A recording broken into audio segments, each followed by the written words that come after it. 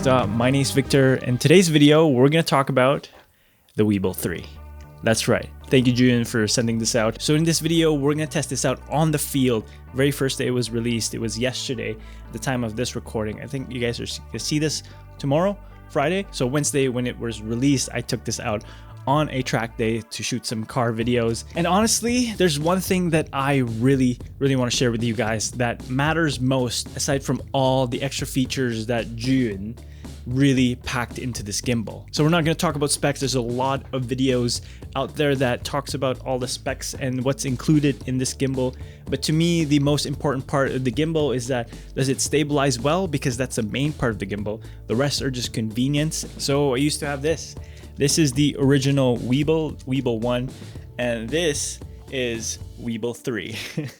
And so far, this is the gimbal that I stuck with a lot of the times. I've had this for 3 years now. Here's some examples of the work that I've done with this gimbal, and so far, it's an amazing value. Like, I haven't upgraded my gimbal ever since I got this, because again, for me, a gimbal is just for stabilization. It's a tool for me to get a certain shot. It's not an all-in-one solution for cinematic shots. But for me, a gimbal is supposed to enhance your footage, to stabilize your footage, and the Weebill 3 really does the job, with obviously improvements from Weebill 1 to Weebill 2 and now here. One big thing is that they don't have the touch screen anymore on the side, but again, I don't really care about the features. I care about how it holds up during a whole day of shooting. Let me guys show you. I'm vlogging with a Sigma 28 to 70. I'm holding it arm's length. I wish I had my 24, but I mean, it is what it is. Today's a very nice day to test this out because this is my roots. If you guys have seen my old videos, it's literally just car videos. And honestly, it's so fun. And I'm glad that Alan brought me here, and it's, I don't know, it's refreshing. I've always shot products and commercials, and like I wanted to get into car videography again, and here we are. So we're gonna do a little tutorial or a little product first impression kind of do with the Weebill 3. And honestly, I've had the old one. The old one, the very first one, the Weebill Lab, was a great tool, and Zhiyun sent me this Weebill 3 to test out. But honestly, this is so refreshing. I feel like this gimbal is the most ergonomic gimbal I've ever used because of the wrist pad. Let's see how my skills improved from the very beginning of my career to now. I was a beginner shooting these videos and I worked my way up. All right, so let's shoot some cars. Here we go. I want to know if you want to take it slow. Oh, hop up on my jet and roll to Tokyo.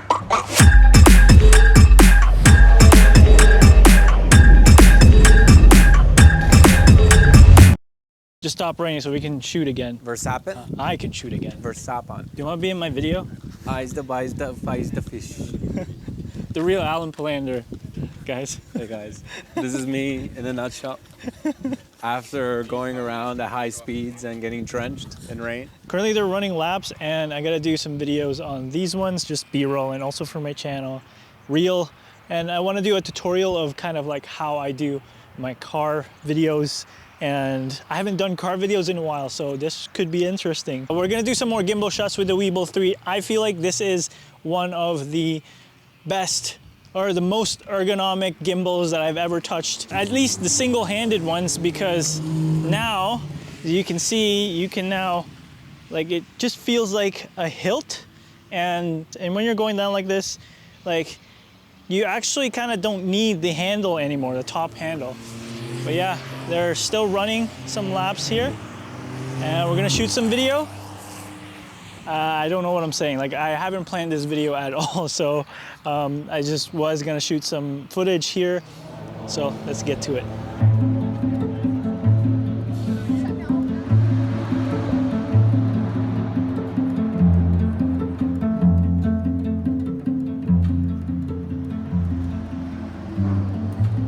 Okay, so let me guys show you how to shoot with a gimbal. First of all, I shoot with default settings. I don't really mess around with the fine tuning and everything. I just balance it and that's it. You guys want a tutorial on balancing your gimbal? On this one is actually very easy because you have locking mechanisms. It's kind of standard now for gimbals nowadays, but I can teach you guys how to. If you don't know, just let me know in the comments. So there are two settings that I usually use. 90% of the time, it's on pan follow mode, which the gimbal will follow your movements left and right, which is the panning, and then tilting, it doesn't really do anything. It just keeps it level. And so far with cinematic shots, this is my go-to. And how I shot this video, it's actually one of my first few times, because I think this is a trend that I've been seeing on TikTok or Instagram Reels, but I've done this speed ramp way long before that, and you guys can see that 3 years ago when I made this video. It's pretty much the same concept, they just do it way smoother. And honestly, I think I've developed my speed ramping skills over time as well, that you can see that it's a lot smoother now compared to my old videos. And the setting that I use is POV mode, which kind of is the locked mode, but instead of the camera angle sitting there, the actual camera follows you around. So it kind of just like I don't know, like an FPV drone with your gimbal kind of thing. So it makes that illusion. You guys can see here, I tried to shoot a BTS scene, and hopefully this kind of gives you a preview on how I shoot. But anyways, I usually have one hand here or here, but with this gimbal, we now have another handle that you can put on. It gives you more control. Like if you're using your gimbals two-handed, like it gives you more strength to turn it to where you want it to be. And it does actually require some practice to really get good with the gimbal. Don't just expect the gimbal to really do its job for you. It's not a magic tool. You still need to learn how to use it, right? So I recommend doing the ninja walk, moving with your body still, and knowing what placement of your hands, your arms are comfortable while getting these solid, smooth shots. And that's it. It's fairly simple. Again, it's all practice. You don't need a lot of gear. You can get the cheapest gimbal out there that can hold your camera setup and just practice. Okay, let's get into editing. So you guys are gonna hate me for this. I don't have a good workflow with my speed ramping yet, but the one thing that I wanna show you guys is this. All right, so I've got the two clips here. I'm just gonna scroll through and see where the best shot is. I've done this take multiple times. So I think we're gonna start on this one. And so I'm just gonna cut it, and then it stops right here. So I'm just gonna cut it again. Control K for shortcut. And what we're gonna do is I'm actually gonna unlink the audio because I don't want it there. And we're gonna do this on 40%. Because I shot this in 60 frames per second, we can slow it down to 40%. I highly recommend shooting at 120 frames per second, but this time I just wanted to keep it simple. And I do shoot 24 frames as well. Like this shot is 24 frames, and you can easily speed ramp this as well. You don't really need to use high frame rates, but it just helps with the overall effect, and it's easier for beginners. I find it's this combination of shooting style and kind of shooting for the edit kind of thing. So just try and experiment, see what works best for your workflow, and there's no right or wrong way to do this. So just, yeah, this is a guideline for you guys. But anyways, now that we've had this, since Adobe Premiere doesn't allow slow motion with warp stabilizer, see, it just says speed and warp stabilizer can't be used. What we're gonna do is we're gonna right click and do nesting in here. Usually I label them, but this one I wanted to edit quick. That's why I have a lot of nested clips on here, because I have to do this. And then I'm gonna do warp stabilizer and let it do its thing. Dun, dun, dun, dun, dun, dun, dun, dun. Now we've got the stabilized footage here. Now it's time to speed ramp.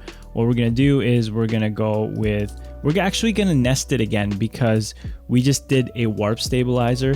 And because if we do speed ramps, it's the speed changing again and warp stabilizer at the same time. So to bypass that, we just need to keep nesting. In DaVinci, you can do both, but I find stabilization in Premiere is a lot better. Okay, so now we have the speed, right click into here, time remapping, and then speed. We're just gonna zoom in a little.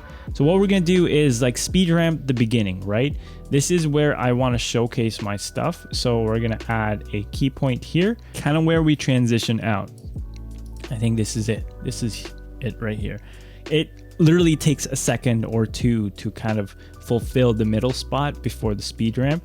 And what we're gonna do is we're gonna put this, increase the speed, and we're gonna look at it, and it's not so smooth, right? We're just gonna extend this to make it like a speed ramp. That's why it's called a speed ramp, right? We're gonna make it smoother, and this is the effect. And it's a lot better than what we started with, right? but it's still not smooth. So what I usually do is add this and make it a lot more smoother. It's just finessing it to make it look a lot smoother than what we started with. And with this, I still think that we should cut this a little bit. And this is a little abrupt, so I kind of don't like that. What we're gonna do is just put the keyframe out, and it's a lot smoother than we expected, right? Okay, good. And now we're gonna work on this guy. This one doesn't need slow-mo. We just need to stabilize it. We don't even need to stabilize it. I just stabilize it just because I want that extra smoothness. You can see that in the result earlier. And with this, it just makes it look even better. To me, my editing philosophy is it's the little things that stack up and tasteful edits that make your videos unique or different from others. Okay, same thing. We're gonna do a speed ramp. We are doing this speed time remapping. And with this, we didn't need to slow it down. And that's it. We're just gonna try and smoothen it out. And again, the more you do this, the faster you know, and the more you know what looks good on the edit. And again, we're gonna make it like, it's still a little bit slow. So what we're gonna do, oh man, it's becoming smaller. And this one needs to be faster, right? Okay, so Premiere is crapping out on me. What we're gonna do now is combine these two. This one is actually pushing in, so I kind of don't like that. Okay, so now we render it. Here's the final look, and it just makes it smooth. And that's how I kind of did it here, right? And since there are no moving elements on the sides of the subject, what we can do is reverse the clip if we want to match the movement of the next shot. And that's what we did here, right? And if you want a speed ramp in a longer clip, kind of like this, so I stabilized this shot. And what I've done is did a speed ramp in the beginning and another speed ramp where I want to focus it next, which is the 3/4 view of the car. And once that view is done, it speeds ramp out of the shot to the next shot. And that's it. And that's how I do my car gimbal videography speed ramping kind of deal. And I really think that the Weebill 3 does the job, and it really is the most ergonomic single-handed gimbal that I've ever used. So if you're in a market for a new gimbal, if you have one already, don't sweat it. Wait till that one dies out and switch to the Weebill 3. And if you're buying a gimbal for the very first time, the Weebill 3 is perfect because you can put a little bit of a heavier setup on there as well, and it could future-proof depending on what camera upgrading route that you're gonna go through. If you do want to pick it up for your kit, there's a link down below. And as usual, I'm giving away my S-Log3 LUT pack. All you have to do to win is comment down below what you think about this gimbal and would you consider buying one. If you do want to get the LUT pack now, it's available in the link down below. And at 10,000 subscribers, we are giving away a camera. So stay tuned, and I will see you guys in the next video. Peace. 너와 나